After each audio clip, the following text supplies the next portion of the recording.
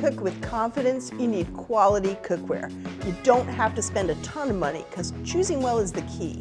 Our usual advice is to buy cookware piece by piece so you only pay for what you need.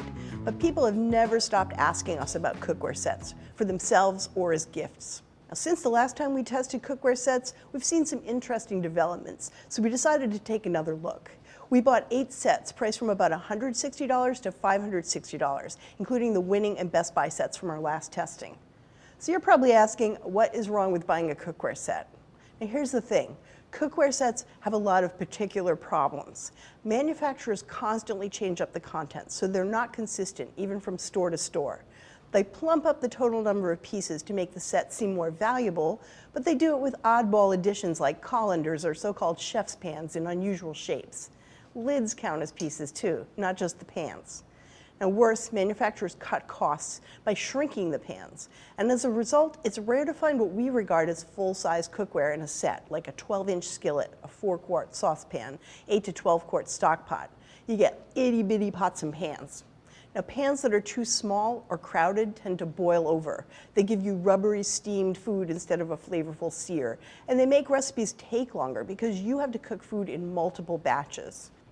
Quality can also be an issue. Now we've seen cookware sets for astonishingly low prices, but too many of these consist of a pile of flimsy, non-stick coated aluminum pans. They're not capable of transmitting heat uniformly, and they're not durable. Bottom line, it's false economy if you're constantly fighting your pans to cook a good meal, and if you have to replace them every few years. We found some new brands that take a different approach. They focus on construction quality, they sell directly to consumers to reduce prices, and they offer standard combinations of pans, and some even feature practical pieces of full-size cookware. We rounded up 5 of these sets, plus an innovative compact set launched by a brand we've liked in the past. To help us compare set to set, we focused most of our testing on the 4 pans that nearly all the sets had in common. They're all still slightly smaller than we prefer. Got a 10-inch skillet, a 3-quart saucepan, a 3-quart sauté pan, this deep lidded frying pan with tall sides, and a 5-quart or larger stock pot. Most sets had additional pans, and we evaluated those later. But first, we compared the skillets across the board. We seared steaks, we made pan sauce, and we browned beef or shepherd's pie in these. In the saucepans, we boiled and mashed potatoes to top those shepherd's pies, and we also made browned butter. In the stock pots, we seared batches of beef and made stew. And we also tried to cook 2 pounds of angel hair pasta to test their capacity. In the sauté pans, we shallow fried Swedish meatballs, pouring off the hot oil and building the creamy sauce with the fond. And we sautéed heaps of chopped kale. We also asked additional testers to try the pans and give us feedback. And we finished with abuse testing to gauge the durability of each skillet, since that's the hardest working pan in most kitchens. Now throughout testing, we hand washed the pans and rated them on how easy they were to handle and maintain. The material of your cookware matters, and in that, these sets had us covered. They all contained fully clad cookware made entirely of 3 or more layers of aluminum and stainless steel bonded together. Now in previous testings, we found that fully clad pans really benefit from the qualities of the combined metals to heat more evenly and brown foods more uniformly than pans made of other materials or by other methods. Now not surprisingly, every set produced acceptable food, and most seemed pretty solidly built. We also loved that the set by Great Jones added 2 pans in other materials, an enameled cast iron Dutch oven and a small nonstick pan. The biggest difference in the sets came down to design. Features like uncomfortable handles or handles that heated up on the stovetop made those pans less easy to use. The angle of the handles mattered too, especially when we were hoisting up heavy stock pots or sliding skillets full of shepherd's pie under hot broilers. Dutch ovens and skillets that provided wider, larger cooking surfaces helped us brown meat in fewer batches, so they sped up cooking. Wider openings on saucepans and stock pots helped us see and keep food moving, which was really helpful when we were stirring browned butter. On skillets, sides that were lower and more flared rather than high and cupped helped steam evaporate, so food browned and seared instead of boiling. The balance of a pan's weight, how it feels when you pick it up, it's really an underrated design element. Some sets pans felt off balance or clunky and harder to lift and maneuver, whether we were sauteing foods or scooping out sauce. This affects how efficiently you cook and how tired you feel when you're done. Do you want to fight your cookware, or does it feel natural to use it?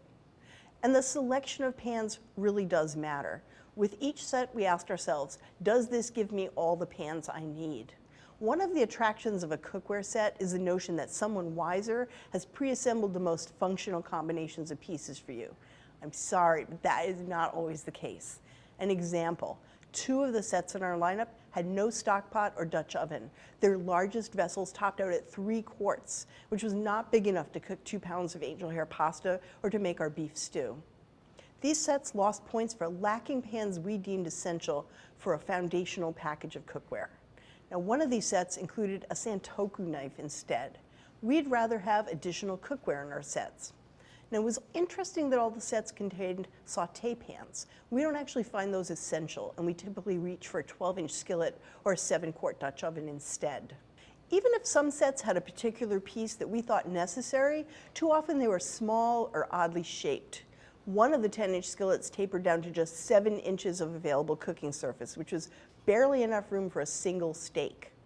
Browning ground beef for the shepherd's pie in this pan was frustrating. Pieces were constantly falling out onto the stovetop if we didn't store very carefully. Stockpots were a major issue. Now, as I mentioned, 2 sets didn't have them at all, and at least 2 more sets had pretty liberal definitions of the term. One set contained a miniature pot that claimed to hold 5 quarts, and it did, technically, if we filled it all the way up to the rim. But at just 8.5 inches diameter, rim to rim, with sides that are 5.25 inches tall, this was barely bigger than our favorite large saucepan, which is 8 inches across and 5 inches tall. We could cook a single pound of angel hair in it, but it took work to prevent that pasta from clumping. An innovative compact set from a familiar brand had a different version of a 5-quart stock pot. It was flattened and low-sided like a sauté pan. And again, we barely managed to cook just 1 pound of pasta in it, and water splashed everywhere because I was frantically trying to prevent clumping. In the end, despite their promise, none of the new sets bested our former favorites. Our top-ranked set was the 10-piece all-clad D3 tri-ply bonded cookware set.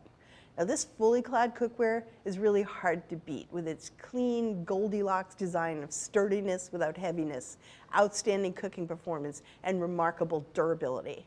It costs about $560, but when you consider that just the 8-quart stock pot it includes costs nearly $340 on its own, this set is a comparative bargain, and it's a worthwhile investment that will last a lifetime. Our runner-up is the Tramontina Gourmet 12-piece tri-ply clad cookware set. Now, this contained an astonishing number of full-size pans, and it's moderately priced at about $230. Now, it's slightly less well-balanced and well-designed than the all-clad, but it still performed admirably, and it's durable too. Of the new sets, we did have a favorite. For an inexpensive set with an excellent selection of well-designed, fully clad pans, the Potluck Cookware Set, which cost about $160, pleasantly surprised us. We were heartbroken when the skillet warped in our final round of abuse testing. It made us realize that this set probably won't hold up as long as our top 2 picks, but for a starter set, it's a decent choice. And if you don't want to buy a set, our testing team brainstormed to pick out the core pans that you need most, plus a few more that might be good add-ons and some excellent extras. For more information on our Test Kitchen Ideal a la carte cookware set, click on the link below.